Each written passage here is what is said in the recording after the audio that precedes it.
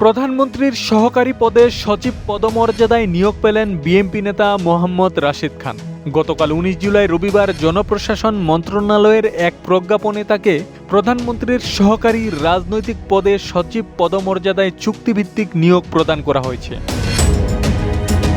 প্রজ্ঞাপনে বলা হয়েছে, জনাব মোহাম্মদ রাশেদ খানকে অন্য যে কোনো পেশা, ব্যবসা কিংবা সরকারি, আধা সরকারি, বেসরকারি প্রতিষ্ঠান, সংগঠনের সাথে কর্মসম্পর্ক পরিত্যাগের শর্তে যোগদানের তারিখ হতে মাননীয় প্রধানমন্ত্রীর মেয়াদকাল অথবা তার সন্তুষ্টির সাপেক্ষে যেটি আগে ঘটে, মাননীয় প্রধানমন্ত্রীর সহকারী রাজনৈতিক পদে সচিব পদমর্যাদায় চুক্তিভিত্তিক নিয়োগ প্রদান করা হলো। এ নিয়ে ফেসবুকে নিজের পেজে এক পোস্ট শেয়ার করেছেন রাশেদ খান। পোস্টে তিনি লেখেন, আলহামদুলিল্লাহ, মাননীয় প্রধানমন্ত্রী আমাকে তার সহকারী পদে সচিব পদমর্যাদায় নিয়োগ দিয়েছেন।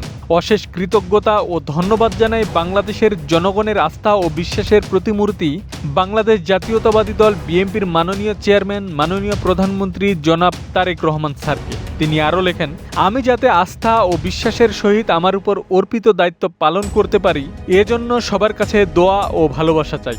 নতুন জীবনের এই পথ চলায় সবার সহযোগিতা প্রত্যাশা করছি। উল্লেখ্য যে গত বছরের ২৭ ডিসেম্বর গণ অধিকার পরিষদের সাধারণ সম্পাদকের দায়িত্ব থেকে পদত্যাগ করে বিএনপিতে যোগ দেন মোহাম্মদ রাশেদ খান।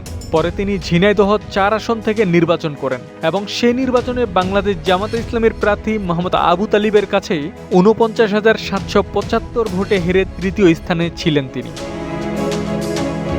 আব্দুস সালাম, প্রজন্ম ২৪।